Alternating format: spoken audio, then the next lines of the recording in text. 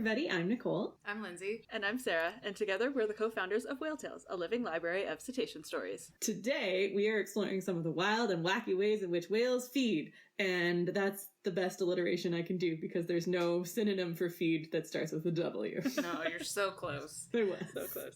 Plus, a whale tale from the prey's point of view. So sit back and enjoy as we dive right in.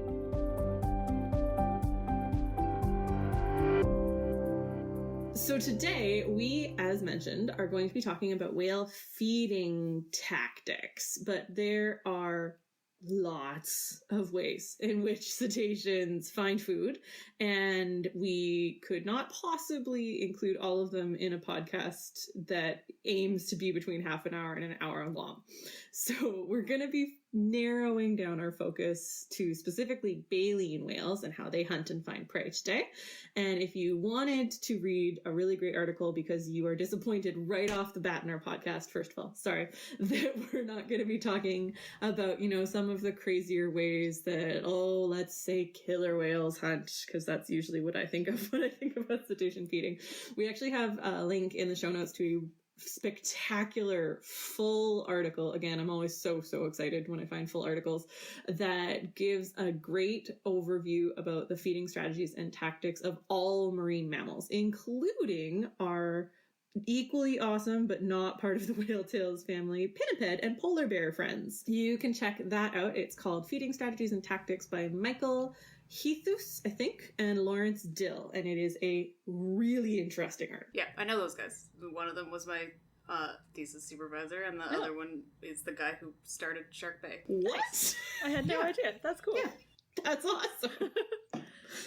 Small world in marine biology. Indeed. So, before we get started, let's clear up some terminology. Often, we tend to use the terms feeding strategy and feeding tactics interchangeably, but as students of ecology, there is actually a difference between the two. Strategy is an overarching plan or set of goals, and tactics are the specific actions or steps you undertake to accomplish your strategy. So, to give an example, a humpback whale feeding strategy is they want to maximize energy intake.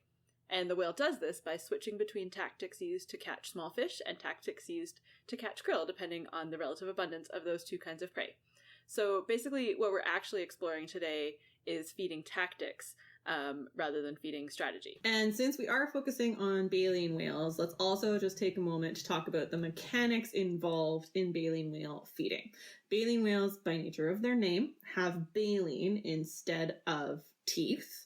So to imagine what the mouth of a baleen whale looks like if you have never actually seen one. Basically, picture your own mouth and then replace all of your teeth on the top part of your mouth, on your top jaw, with combs or weird, hairy, I don't know, I always think about like dryer lint or the thing in when you empty your vacuum cleaner. Like that's what baleen kind of reminds me of. I'm not sure why, because it's not soft. No, it's not. I like car wash. Yeah. Car wash things hanging down. Okay. Yeah. Yes. Yeah. So imagine replacing all of the teeth on your top jaw with car wash strips. I love that analogy, Lindsay. That was great. And then just get rid of all of your bottom teeth. Baleen whales do not have baleen on the bottom. They only have it on the top, and it hangs down in plates. So often when I was younger and I hadn't actually seen baleen for the first time, I imagined it as just like one long kind of like singular thing of baleen around their top jaw with lots of hairy bits hanging down. But it's actually like there can be hundreds of different plates of baleen in succession along their top jaw. And the frilly, hairy, food catchy bits are on the inside, closer to their tongue. Speaking of tongue, the tongue is almost as important to baleen whales as the baleen itself, because the tongue is, in most baleen whales, what will keep the water that's in their mouth from going down their throat, and will kind of funnel that water out in various ways that we will talk about. So a baleen whale needs baleen. It needs a very big, very strong tongue. And though we will talk about lots of different tactics they use to manage their hunting, the kind of very, very base plan is water with food in it goes into their mouth. The food gets caught in the baleen and the water goes out of their mouth. And then again, using that tongue, they swipe the food off of the baleen and yum, they are full. So there are 3 distinct physiological ways in which baleen whales feed.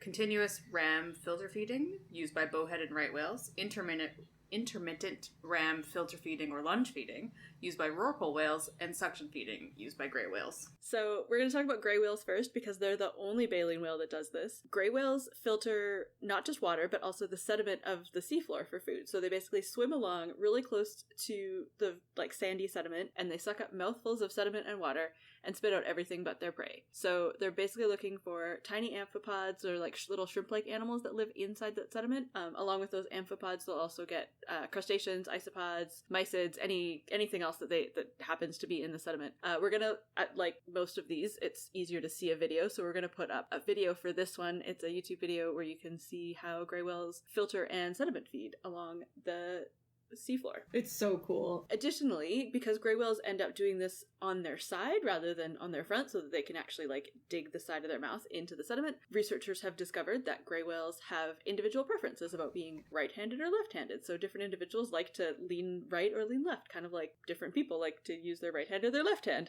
to or if you snowboard or skateboard or anything like that, they usually somebody will push you from behind, and whichever leg you put forward instinctively is the foot you should put forward on your board. So it's kind of similar to that, and it's neat that it's pretty consistent that whales will pick a side and stick with it for their feeding. Crazy gray whales. Yeah, actually, Lindsay and I have seen this happen right down the street from where we live. There was a gray whale. Right on the beach, basically. Yep. One day. It was feeding, so you could see all the sediment coming up and making the water all murky, and it was a beautiful sunsetty day. That was getting to be a long time ago, but that was great. Yeah, that was great. 2015. Oh my gosh, so fun. Crazy. So, I mean, that's pretty much the only cool thing about gray whales. No, I'm kidding. Rats I'm kidding. in the ocean. We love gray whales. And it is really interesting that they are the only baleen whale that does this. There are other baleen whales that will, and other toothed whales actually, that will eat the same sort of food that live in the seafloor, but they usually use kind of a jet propulsion or a spitting technique to get the sediment up and to then eat the food. Gray whales are just more efficient. Yeah. Belugas. Yeah, it is kind of weird. There's a lot of baleen whales, and there's smaller baleen whales than gray whales, so it's not a size thing. Mm-mm. They're just unique. Ugh. Yeah, there's something. We love them. Next, let's take a look at the continuous ram filter feeders, or the skimmers, as they're often called. These are the right whales, all varieties, and the bowhead whales. So the way that these baleen whales feed is, if you think about how a whale shark or a manta ray or a number of different filter feeding fish feed, they swim through the water column with their mouths open. And they use sort of the momentum of their locomotion, the momentum of their swimming, to just let the water pass over. In those animals, in rays and sharks and fish, it's their gill rakers that are actually filtering the plankton and other food out of the water column. But in the right whales and the bowhead whales, they use the same principle of motion, just continuous motion through a cloud of zooplankton or a cloud of krill.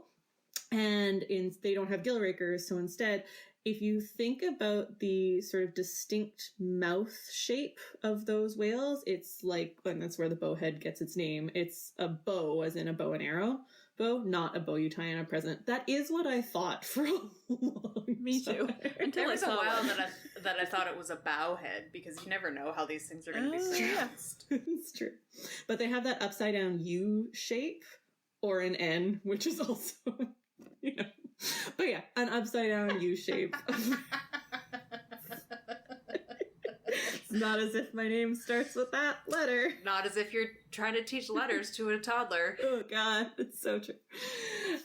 So they have that upside down U shape, and the reason that their mouths are shaped that way is because the bottom of the U closest to the rest of their body, so furthest from the front of their body. This is interesting to try and describe without a visual. The widest part of the U. Yeah, the two corners points of their mouths. Yeah. Yes. The corner closer to their tail is where the water filters out from, just based on the shape of their mouth. So as they're just swimming along, la la la la la, with their mouths open, letting all of the yummy yummy krill get stuck on their baleen, the water is, again, that tongue is keeping it from going down their esophagus, and instead is filtering it out through what is technically called the posterior apparatus, but basically is the back of their mouths. So it's basically like the laziest way you can feed, because you're just swimming forward and doing very minimal things. Yep. You just gotta make sure that where you are swimming, there is some amount of food in the water. Yeah. And then you'll be okay. Cool. Again, to describe this better than an upside down U, there is a really, really fantastic, again, full article called How Baleen Whales Feed, the Biomechanics of Engulfment and Filtration. And this was done by Cascadia Research, and it is really good. It has lots of images and sort of technical drawings to look at the anatomy of baleen whales and how this all works, but also really, really cool visuals of the actual sort of progression of swimming through and how the water moves over. They're not gill rakers, how it moves through their mouth. So if you aren't a gray whale or a bowhead or a right whale, but you're still a baleen whale, what are you? There's lots of different ones, guys. You can just look at a poster. So if you are still a baleen whale, you are going to use a variety of different tactics under the umbrella of lunge feeding. And this is a two-step process that begins with the engulfment of a large volume of prey-laden water, like everybody else, but this is during a high-velocity lunge and ends with the purging and filtration of water out of the distended cavity. That's very highfalutin language. For basically, you take a big jump, but not a breach. You still gotta have that water in your mouth level. And you open your mouth real big, and all the water comes in, and then you filter it out. This is why we don't write scientific articles. So these types of baleen whales are called rorquals, and they have a number of adaptations for lunge feeding, including expandable gullular plates? Mm-hmm. Gular plates? I don't know. And a lower jaw that can disarticulate from the upper jaw like a snake, and that allows them to engulf huge volumes of water and prey in each feeding attempt. It's super crazy if you get to watch the ways that their bodies change in these whales as they feed. So if you want to watch a video, there's a really great National Geographic video of a blue whale lunge feeding. Oh my gosh, so cool. Oh, so and you just cool. see like those like pleats. Oh man, crazy. There are lots of different tactics that baleen whales will use while lunge feeding, including most of them are used to kind of herd the food together. So obviously, again, going back to that strategy of the most caloric intake for the least amount of effort. You don't want to be going around just getting one herring at a time with your lunge feeding. And so some of the ways that they'll herd prey together is by slapping their tails or their pectoral fins, doing a behavior called flashing. We talked about this in a previous episode about the fin whale when we were talking about why they have two different colored jaws. So on one side they have a darker jaw and on the other side they have a lighter jaw.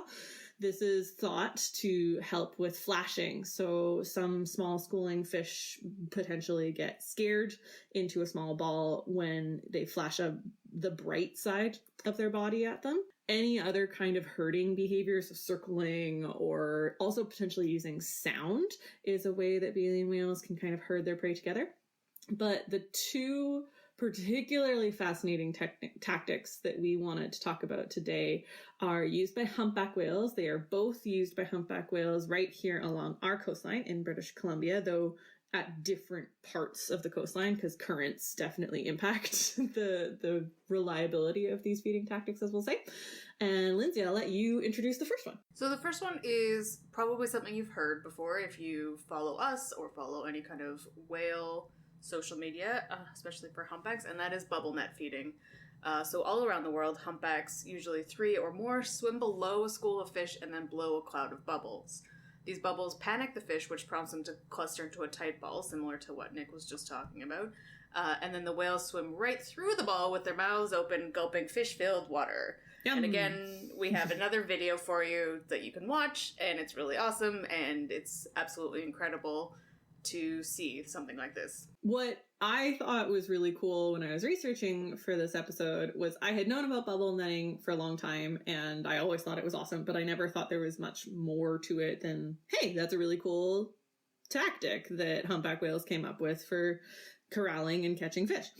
And then as I was digging deeper into it, it turns out that this is also an example of an evolving tactic that is transmitted and changed through humpback whale culture.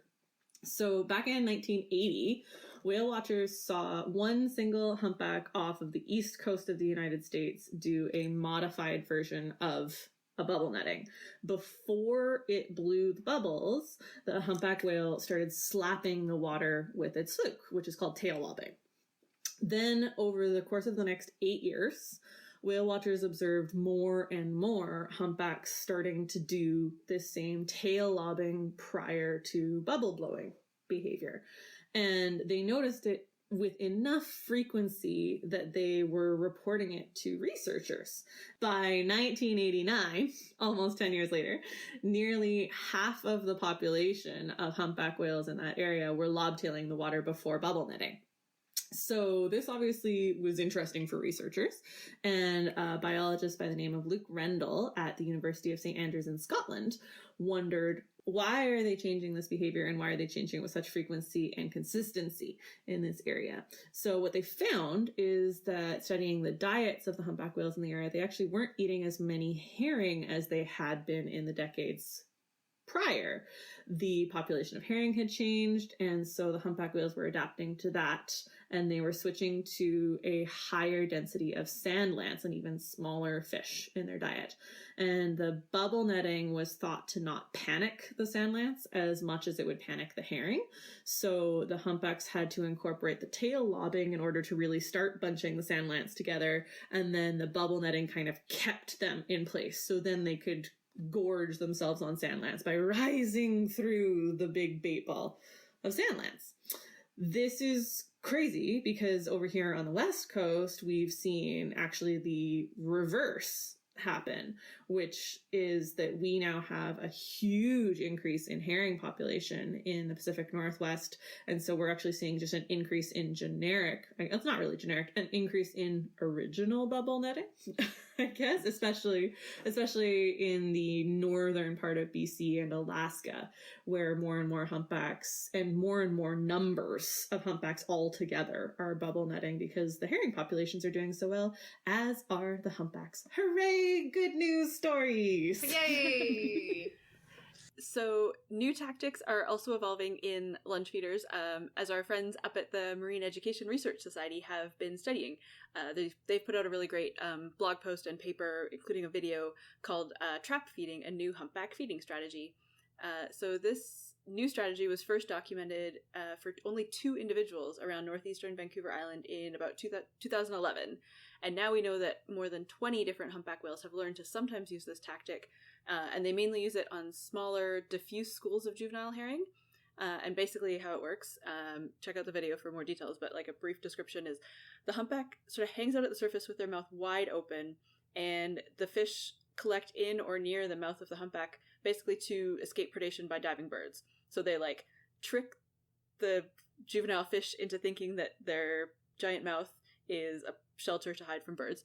And then the humpbacks will spin or use their pectoral flippers to push fish into their mouth and then squish the water out through the baleen. Close their mouth like a Venus flytrap. Yeah, basically. It's like they sit there, wait for the fish to like get really chill, and then one sort of like swoop and close, and yeah, it's a really great low energy strategy for the humpbacks. This is the laziest type of feeding. Basically. Float at the surface. Close mouth. You gotta compare the 2 lazy versions, because I mean, on the one hand, yes, the humpback just hangs out with their mouth like for a really long time, but then they do have to exert a short burst of energy. Whereas the bowhead's just like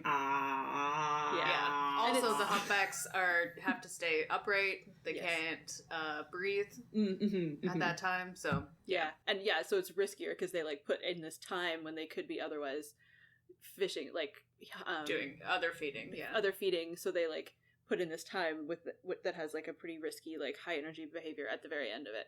So yeah, it is risky, but seems to be working for at least 20 of them up there. And yeah, like like I said at the beginning, it's used mainly on the when they are feeding on juvenile herring to sort of collect juvenile herring when they're smaller. Very cool. It just sounds nice to just like lie in the water and have somebody put food in your mouth. Like I could go for that. Yep, it's like the Greek gods with the grapes. Yeah. Only it's a humpback whale and herring. Yeah. So anyway, regardless of it, it's super cool, and I would love to be able to see that. I've seen some lunge feeding, but I haven't seen bubble netting. And obviously I've seen gray whales, but I haven't seen right whales or bowheads either. So one day we'll see them all. But again, when we're allowed to travel again. Yes. This is not every tactic used by baleen whales, let alone all cetaceans. So we're just going to have to keep talking about them in future episodes. And one of the ways that you can ensure that we have future episodes of our podcast is becoming a patron or a supporter of ours on Patreon. So before we continue with the rest of the episode, we just wanted to again thank our patrons so much. We really are so both incredibly shocked and honored by the fact that you are supporting our podcast and everything that we do at Whale Tales. Sarah, if people who are listening don't know what a patron is, can you tell us? Yeah, so Patreon is a website at patreon.com, patreon.com, and it is a website where you can support your favorite creators in the work that they're doing for as little as $1 a month, and it helps support what we do, and then you also get some fun special perks. So you can check out our Patreon at patreon.com/whaletales. And we recently set up a couple of different tiers of perks for different levels. So we have 3, and they're based on some fun naming techniques. So for $1 a month, or the porpoise level, you get our weekly newsletter full of fun facts, and you also get to vote in our Fun Flipper Facts polls, which we do every once in a while for our upcoming episodes of this very podcast. For $5 a month, or the dolphin level, you get all of those. You get a discount on our awesome merch that we have, and also you get an amazing watercolor postcard painting of our logo, painted by our very own Nicole. Oh, thanks. And for $10 a month, or can you guess what it is? It's the whale level. What? So clever. You get all of those things, as well as an incredible watercolor painting of a whale, also by Nicole. And you get to produce an episode of the podcast, which means you get to choose the Fun Flipper Fact entirely. No voting in polls. It's entirely up to you, and we just have to go with what you say. So that's... Please make sure it's cetacean based. Yes.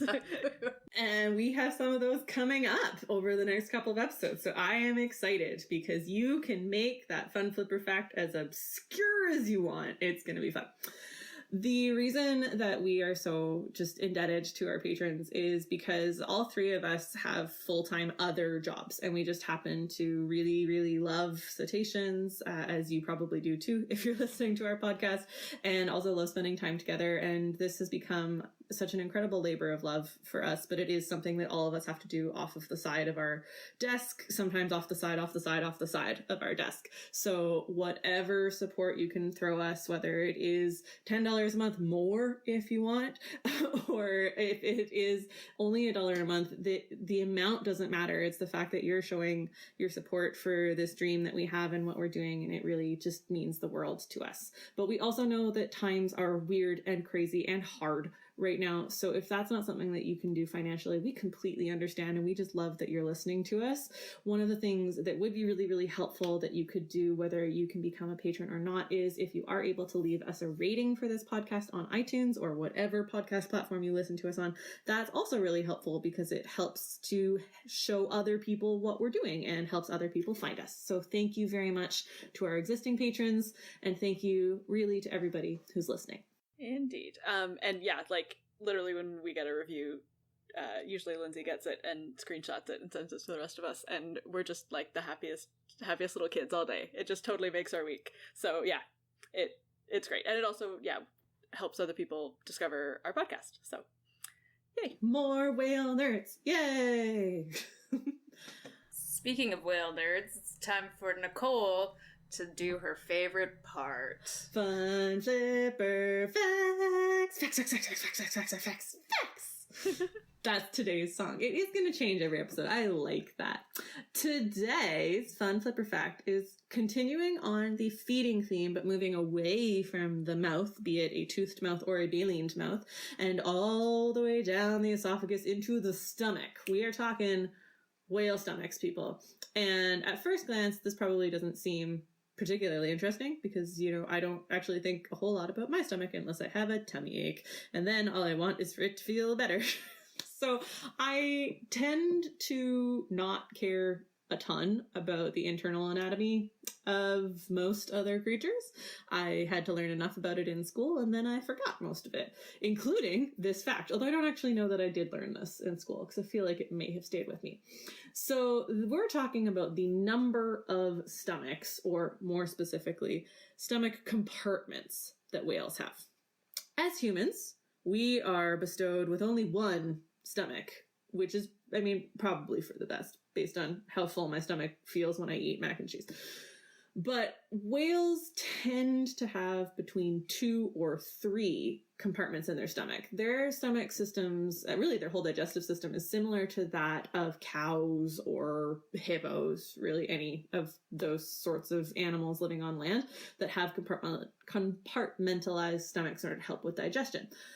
And while that in and of itself is interesting, I grant you, what I am going to tell you in our Fun Flipper fact this episode, I think is going to blow your mind. And this is about the number of compartments that beaked whales have. Specifically, the Baird's beaked whale, which has not 1, not 2, not 3, but up to 14 stomach compartments. What? I'm confused. Yes. So they're categorized. There are 4 categories of stomachs in a beaked whale. And this actually goes for all beaked whales, not just the Baird's, although the Baird's just kind of take it out of control. There is the forestomach, which then leads to the main stomach, which is connected to the stomach chambers. They are connected to the pyloric stomach. The end. And ultimately, again, all of these stomachs are aiding in digestion. But with Baird's beaked whales, they have multiple compartments in each of those stomachs, totaling between 11 to 14.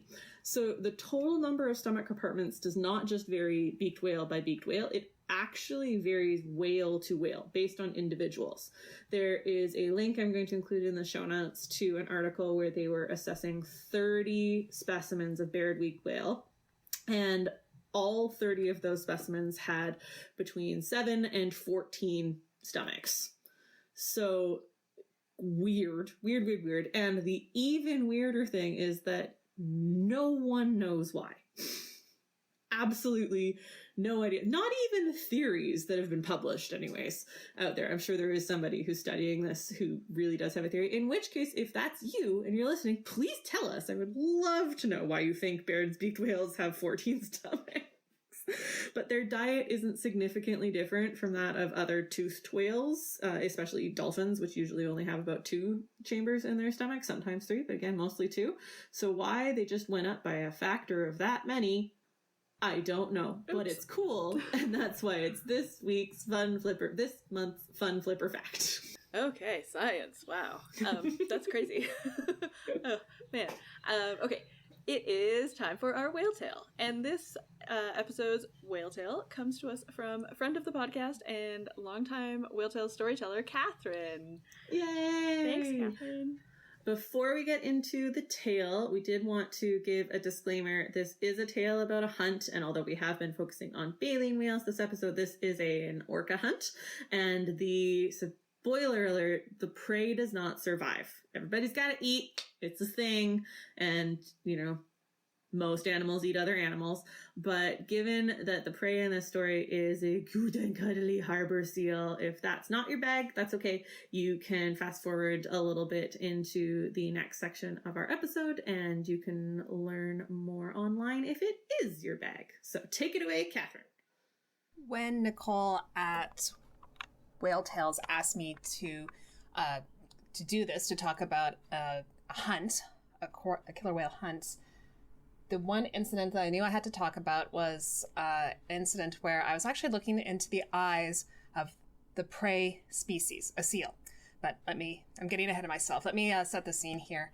Our cast of characters is myself, Catherine Taylor, and Captain Dennis. Our vessel is the Quick Change 2. Full boat, we had 23 passengers on board. The rest of our cast of characters are our transient orca, or Biggs killer whale families, the T-137s and the T-124As. The T-137s consist of the matriarch, Loon. She was born in about 1984. Her son is T-137A, a very large male. He was born in 2002, and he has the nicknames both Jack and Barb, and I am sure you will be hearing lots of stories about Jack. We also have T-137B. That one was born in 2006. That's Tempest, but we don't know if that one is a boy or girl yet. And we also have T-137D, born in 2012, nicknamed Wright, but again, we don't know if it's a boy or girl.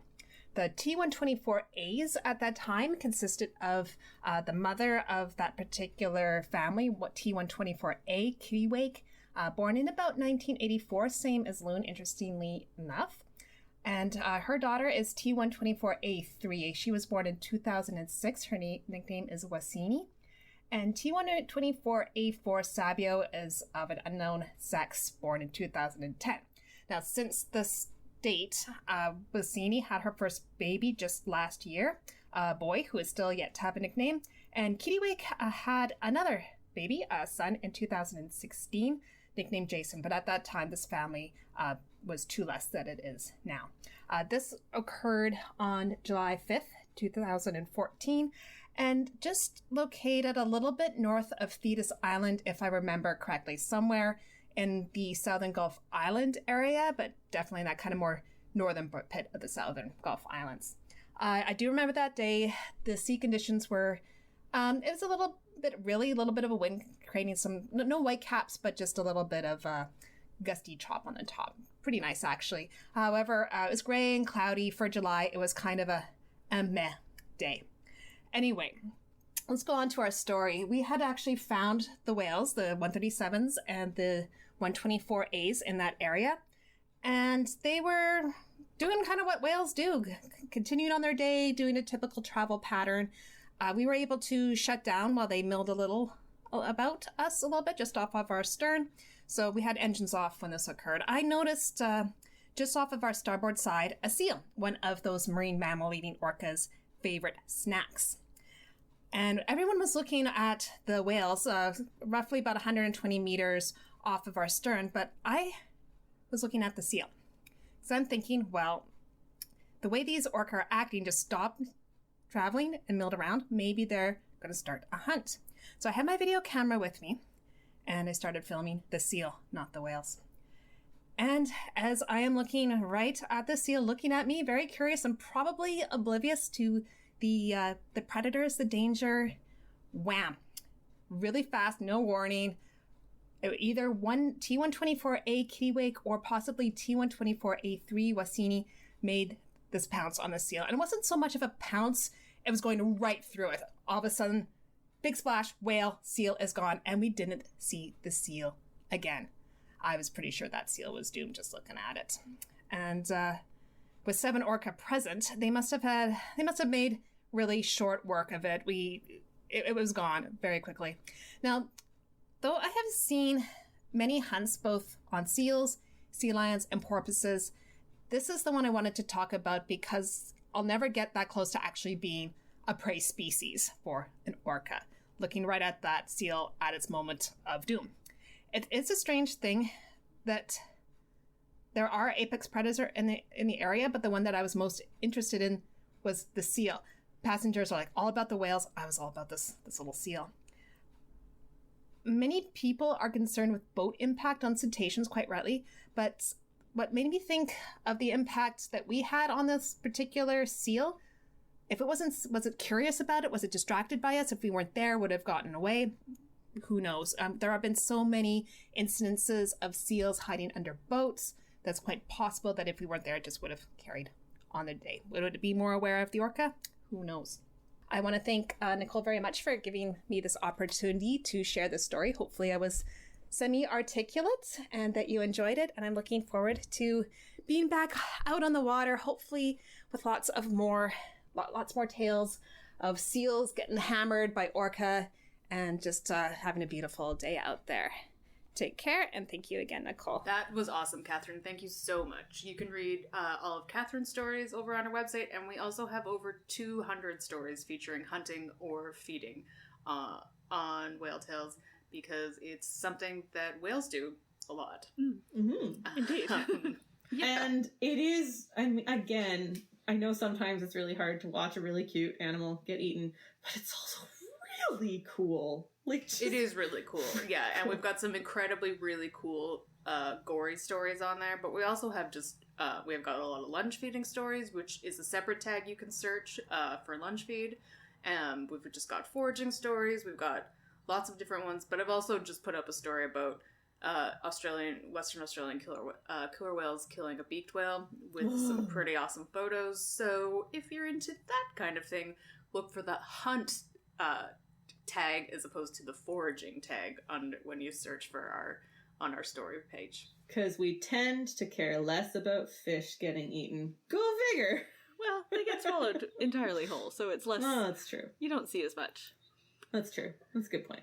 All right, so summer's coming, everybody. We actually have had some beautiful, beautiful weather where we all live the last couple of weeks, and it's making me feel sad because we're still abiding by quarantine in British Columbia and Canada, and so we can't really get out to enjoy it, but hopefully we will all continue to stay safe in the world, you, our listeners, and everybody around you, but also hopefully we will be able to leave our houses soon. That'd be great. And if you are lucky enough to live near the water and your quarantine regulations are being lifted or at least pulled back, then you might be able to get out on the water soon. And we are both jealous and excited for you. So if that is the case, one of the things, of course, that we want to make sure everybody's remembering as we head into the summer season is that, well, you can be socially distant while whale watching, hooray! No, but also that you should always be socially distant from whales. So regardless of where you live, there are definitely regulations around how far away you need to be from cetaceans in your area. Here in British Columbia, just a couple of weeks ago, there were new interim measures put into place to help protect the endangered southern resident killer whales along our coast, and now every boat needs to stay 400 meters away from killer whales in protected spaces. So these regulations are ever changing, at least in Canada, and probably wherever you live if you're close to the water. So please be whale wise, and please make sure that you are checking those regulations, because even if you knew what they were last year, they may have changed this year coming into the summer season. So make sure that you're checking your local jurisdictions and that you are sticking to those guidelines to keep you safe, and more importantly, well, equally importantly, keeping the whales safe. Yeah, and we just want to remind you that is on all boats, whether it's a kayak or a fishing boat or a yacht. If you have a yacht, you should really be a $10 patron, let's be honest here. As well as paddle boards, as well as swimming in the ocean, as well as also drones. Mm-hmm. There are exceptions, and we're not a podcast about sanctuary measures, so we're not going to get into all of those because they're different depending on where you live. But yes, check them out. Yes. Again, yeah, it's not just you in a boat, it's you in all different kinds of, any kind of way that you can be in the water, including drones. So that's a thing that still affects the whales, and we still don't know how. So staying as far away as possible is really great with whatever you're doing to interact with them. Also, don't forget that you can report your sightings, whether or not you're on a boat or on land. If you see cetaceans, you can tell people about it. You can tell us about it. That's always great. But don't forget that in most areas, there is some sort of scientific research happening around citizen science and sharing where and what cetaceans you're sighting. you're seeing. For example, here in the Vancouver area, the Oceanwise at the Vancouver Aquarium does the BC Cetacean Sightings Network, and they collect stories whether you're on a land-based whale trail or just happen to be, down at the beach, socially distant from your neighbor, watching some whales. It's pretty cool. Yeah, and this is a citizen science. Reporting your sightings is a great way that you can help science if you're lucky enough to be near the water, but you can also help citizen science wherever you're from, especially if you're at home. There's a ton of citizen science on the internet that you can help out with.